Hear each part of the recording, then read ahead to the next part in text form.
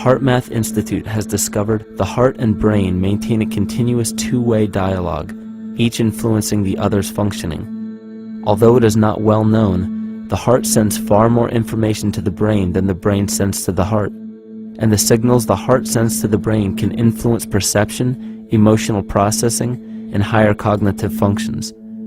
The heart also generates the strongest rhythmic electromagnetic field in the body, and this actually can be measured in the brainwaves of people around us.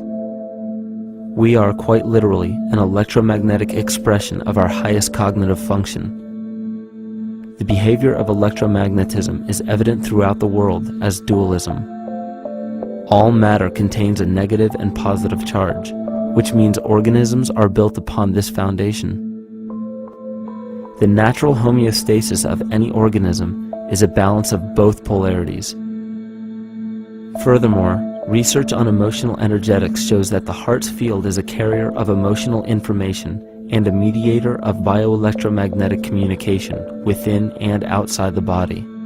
Research shows our heart's field changes distinctly as we experience different emotions. It is registered in people's brains around us and apparently is capable of affecting cells, water, and DNA studied in vitro. Fear. The chemical supplied by a collective parasite creates a distinct bioelectric signal given off by the host. This signal is disseminated to the organisms within our community and will grow outward through the entire organism unless it is counterbalanced by an opposing force. Dr. Fritz Alan Popp discovered that the cells in our body communicate through biophotons, which are tiny particles of light that are single units of an electromagnetic field. This communication system within our body also exists between people in what's known as morphic resonance. This was known by the shamans, sages, and adepts of antiquity. These teachings were commonplace in prehistoric cultures. It wasn't by sheer chance that artistic expression and rituals were the cornerstone of every ancient civilization. Art was used as a personal method to exercise the shadow content of the psyche and introduce it to the conscious mind. This was very literally viewed as psychic therapy. Ritual was based around astrological dates. As we've learned, the study of the stars and planets reflect our own astropsychology.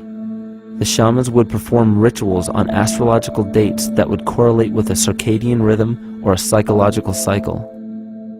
These rituals kept the human participants aware of their inner self and prevented the repression of psychological content.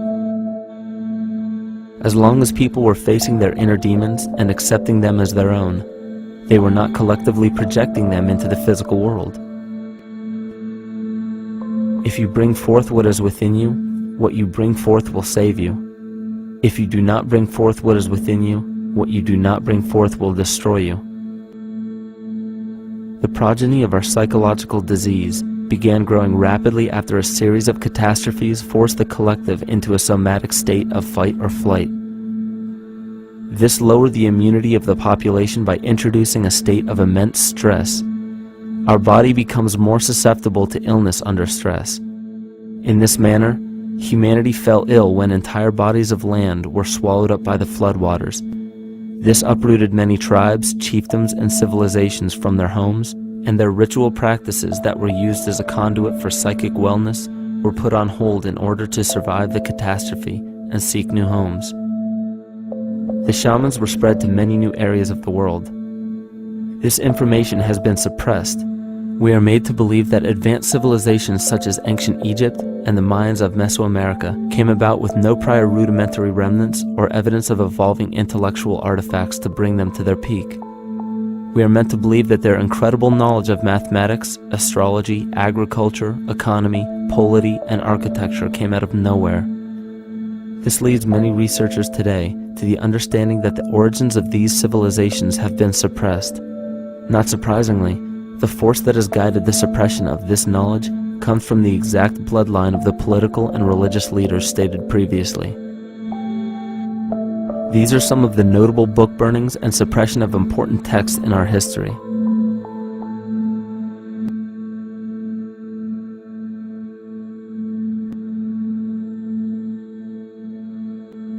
Yet after all of this suppression, there are still remnants of the dispersion of elder civilizations in nearly every country. There is tremendous evidence of ancient cultures visiting North America long before the conventional belief of European colonization. Barry Fell states in his book America BC, there are ancient inscriptions now being reported from nearly all parts of the United States, Canada, and Latin America, written in various European and Mediterranean languages in alphabets that date from 2,500 years ago. William Commonus Beaumont wrote, "The Toltec and Maya civilizations never originated on American soil, but appeared there full-blown, with a well-defined art and system of hieroglyphic writing which possesses affinities with Egyptian. It is found that there are thousands of prehistoric sites across New England and several other northern states showing inscriptions, carvings, and mounds created by Druidic mariners as far back as 800 BC. To suppress this information further, it was not only imperative for the bloodline to burn the documented texts containing true historical information, but to wipe out the cultures that derived from these ancient shamans. The most devastating genocide ever endured was and still is the annihilation of shamanic tribes. We've lost our traditional roots and don't know about ritual. The dragon dances and the ghost dances of the Native American Indians, what do you think that was all about? All the shamans of the world, when they do their rituals, they're doing that. Their work, harmonically through dances, is to strengthen the immune system of the earth. But they've been all murdered. So that was why in the 17th century, exactly the same period I'm talking about, there was an all-out agenda that when you come across indigenous people, you annihilate them. Columbus was sent on his expedition along with agents of the crown to disrupt the lives of the natives and seize mineral resources. He visited every island in the Caribbean, depleting the gold and taking as many slaves of the native Taino tribe as possible. 5 million natives were murdered within 3 years, according to Leah Trabeck. Within 15 years, the Arawak tribe of 250,000 was completely wiped out. The population of the United States prior to European contact was greater than 12 million. 4 centuries later, the count was reduced by 95% to 237,000. From 1494 to 1508, over 3 million people had perished from war, slavery, and the mines. Who in future generations will believe this? I myself, writing this as a knowledgeable eyewitness, can hardly believe it. My eyes have seen these acts so foreign to human nature, and now I tremble as I write. Another agent of the false ego bloodline was Hernando Cortez, who decimated the Aztec tribe and plundered their mineral resources. This again was the case through Cortez's second cousin, Francisco Pizarro, who conquered the Incan Empire in Peru. These atrocities are seen throughout Africa, New Zealand, New Guinea, East Timor, and are still seen today in Canada. This was a deliberate attempt to bury any surviving remnants of the ancient world and our true history. It is a naive mistake, however, to categorize and blame everything and everyone involved with politics or religion for this suppression of knowledge. It is only natural for people to crave spiritual understanding when there are so many manufactured missing links and perversions in the spiritual texts today. And due to this void of spiritual wisdom, honest and moral people who are simply trying to understand their place in this world become the prime consumer market for those who wish to exploit this vulnerability. To have enough power to run our own lives, basically. If we look at the New Age movement, for instance, which is another kind of trap in all of this, where people might end up actually. They're looking for something so bad that they're taking all these things that are handed to us or to them, but it's not really based on any real understanding. It's still kind of coming from a religious type of perspective. People are genuinely seeking something new. They're genuinely seeking a new type of spirituality, or to better themselves, or to change something, but this is being hijacked, and what they actually do is that they lead you into another type of group mentality or a new age religion, whatever it is, and people still are not able to kind of really break free from that and follow their own journey or their own path, which I think is very important in all of this.